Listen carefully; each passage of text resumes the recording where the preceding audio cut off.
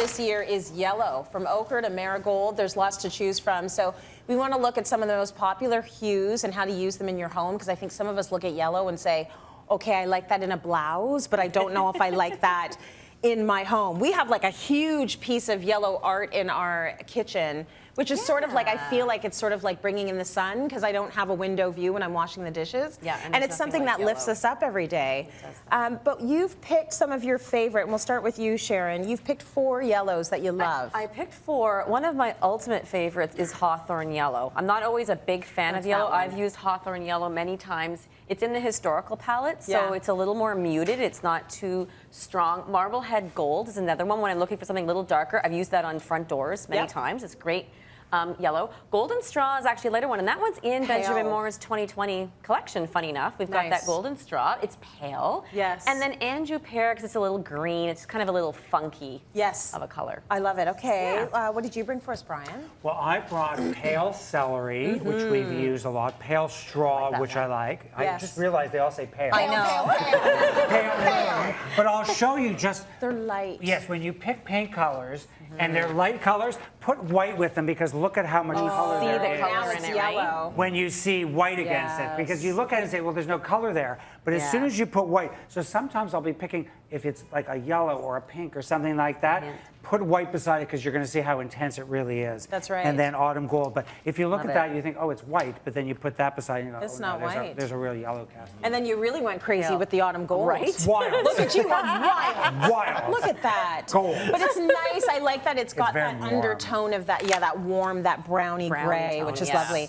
Okay, what did you bring for us, Michael? What are your favorite yellows? Well, I bought butter rum because doesn't even look yellow. The name is good. that's enough to buy that color. And then French vanilla. I bought, for me, I like using certain colors in certain rooms, like bathrooms and kitchens, right? So when we get down to the lemon ice, it's cool, it's crisp, and that's where you want your food around. And then some of the butter rum, it'd be warmer, more of an accent in a bedroom. Right. So to warm things up. And then in the bottom, the sunshine. Ooh, that's bright. So that'll wake up in the morning. Yes. That wouldn't be for a wall. That'd be if you want to do like a trim piece, or if you wanted to do accents. For sure. Yes, accents. Okay, let's talk about using some of these yellows in our everyday life. And Sharon, you've got this great picture, starting with an exterior door. Door, right. It's a great idea. You know, when you've got a nice neutral house like that, I think having a pop of color is wonderful. And again, that's Marblehead Gold, so you've sort of, no, that's actually English scone.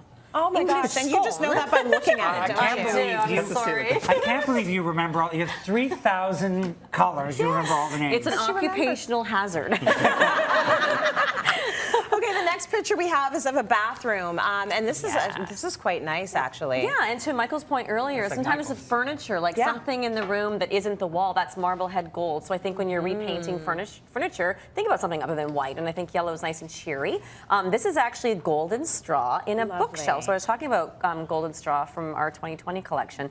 So again, isn't that a great way to just add a little bit of color into the space? I think it's smart, because you're not going to be seeing a big block of it. Right. Because you've got the books on, you might be styling with some vases and plants, and so it's just sort of a peek in the background, and it's a nice subtle way to do it. Exactly. Or you can throw it on the wall. Right on the wall. We've got a picture of that as well. And that is Anjou Pear, again, with that green undertone. It feels a little bit funky. It's just enough. With the pillows, right? If you're not using it on the wall, though, maybe you want to use it in your furniture, in your cushions, in your pillows. You've got some great fabric samples, Brian. So you can use it if you want to use a little bit of it. You can use sort of a neutral fabric that has some of the yellow in it as an accent. So if you're using one of those white spaces that we talked about, those creamy white spaces, then you could mix some bold patterns with that. But it's fun to bring up accents of fabrics, because you can have a lot of fun with it. It can be a trend detail that you don't have to live with for a long time. So get a throw, get some pillows, do things like that, paint the kitchen island a color, and then change it up in a few years. Slip covers, like the slip covers for our stools in the kitchen.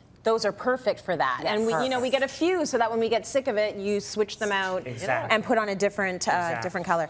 Okay, so these are like, wow, Michael, you've brought some great pictures for us right now. We're going bold here. Look at this, it's a stove. And so you might say to yourself, a yellow stove, but look at that. Wow. Stunning. Yellow pepper, actually. for the kitchen, right? So Yeah. KitchenAid's coming up with this new line, which is really exciting for me because I'm doing a gourmet kitchen for a client, and we want pop, we want the focal point. Yes. So something that's going to make my clients smile when they come down is this professional range.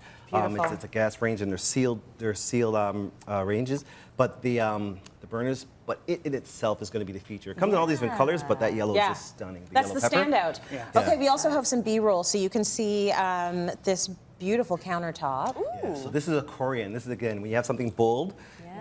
This is in Florida where the sun's always shining, but you can Yes. actually insert it in some of your finishes.